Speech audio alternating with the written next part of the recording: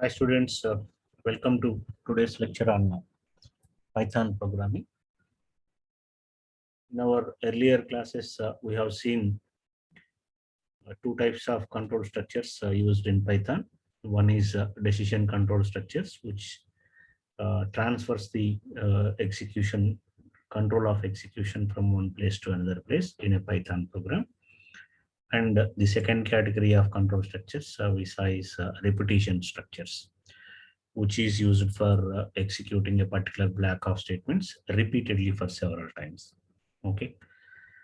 And also we saw a few examples while explaining the theory part, but we did not focus much on solving the problems, real-time problems. So today we will focus on solving a few real-time problems, okay, with the help of the decision control structures that we learned in earlier sessions.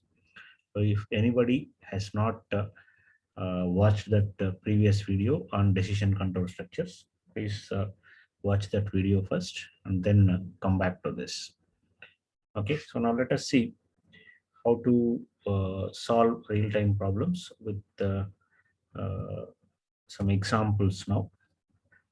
So I'll show one example for each of those decision control structures that we discussed. So we know that there are four types of decision control structures, starting with the simple if statement, then if else, then nested if, and finally we have that elif ladder. Okay, so I will explain one example at least for each of these. So let us assume a scenario that we are going to solve using this if statement. Okay, there is some teacher, Catherine, who teaches science for her students and required to take 3 tests. Okay, so the number of tests she is going to take is 3. Then she wants to write a program to calculate the average test score of their students. Okay, so she will get the scores in each of these 3 tests, and then she will calculate the average of the corresponding scores. Okay, and she also wants to find out or wants to congratulate the student. Okay, if the average is greater than 95. Okay, if the average is greater than 95, then she wants to congratulate the corresponding student. So we are going to write a program which does all these tasks. What are the tasks here? How many tasks are there? The first task is you need to read the scores in each of the 3 tests. So get the first test score, get the second test score, and get the third test score. So this is going to be our first task. In any program, if you are trying to write a program for a particular problem given, the first thing that you need to focus is what is the input required for the corresponding program. So for this program, the input is reading the test scores. How many test scores are there? 3 test scores you need to read. So this is going to act as input for this particular program because the output depends on the scores entered by the user. Okay, so the reading point of view, we are going to read 3 test scores here and then process that input. What is the processing required here? The teacher wants to calculate the average. So our program should calculate the average. So how do you calculate the average?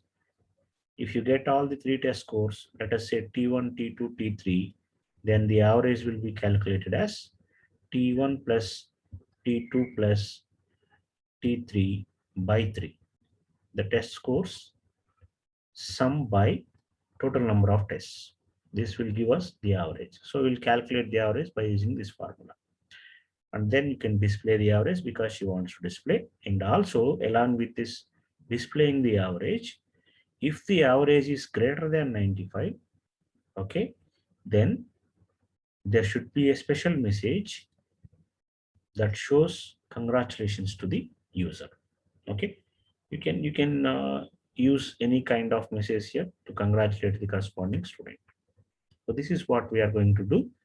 we are going to make use of if statement because there is only one test condition involved in this entire scenario. If the average is greater than 95, then we will congratulate the student. If it is not, then nothing is mentioned here.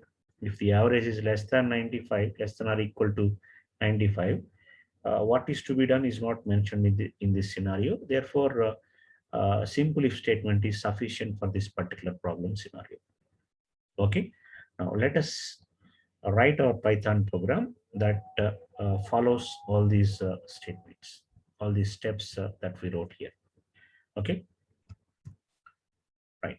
Now, uh, the highest score mentioned by the problem scenario is 95. If anything is greater than 95, the average is greater than 95, then we are going to congratulate the corresponding student. Okay. So a variable is used here to initialize the corresponding highest score. Okay. The next thing is you need to read the scores in all the three tests. So we know how to read scores in all the input data from the user. The first test score, I'm asking, enter the score for test one. This message will be displayed to the user with the help of this input function. And whatever data entered by the user, it should be converted into some number that is integer. So it is typecasted here as int of input of enter the score for test one. Similarly, you can calculate it, you can read the test2 score using this statement. Test2 is equals to int of input of enter the score for test2. Similarly, test3 score is also read by using the statement int of input of enter the score for test3. So with this, we have successfully read all the test scores. Now, what is the second step? It is calculating the average of these test scores. How do you calculate average?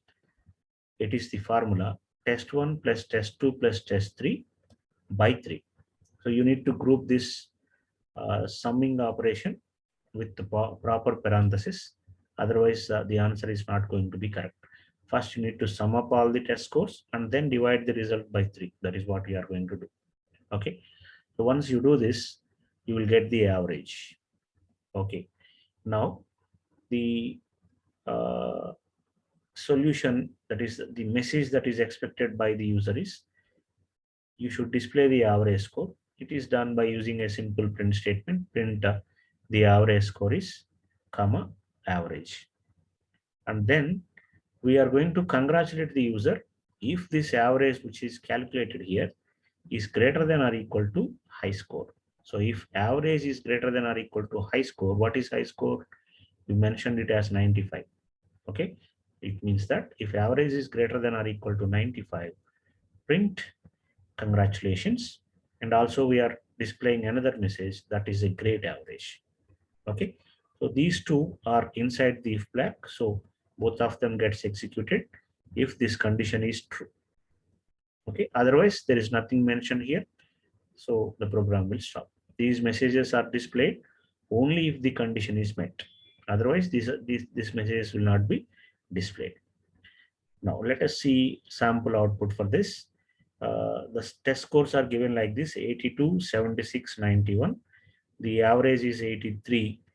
Because it is not greater than or equal to 95, nothing is shown here. There is no congratulations message. Okay. And in the second output sample here, 93, 99, 96 is given, and the average is 96, which is definitely greater than 95. That is what we took it as high score. And because it is greater than 95, we give the message congratulations, and that is a great average.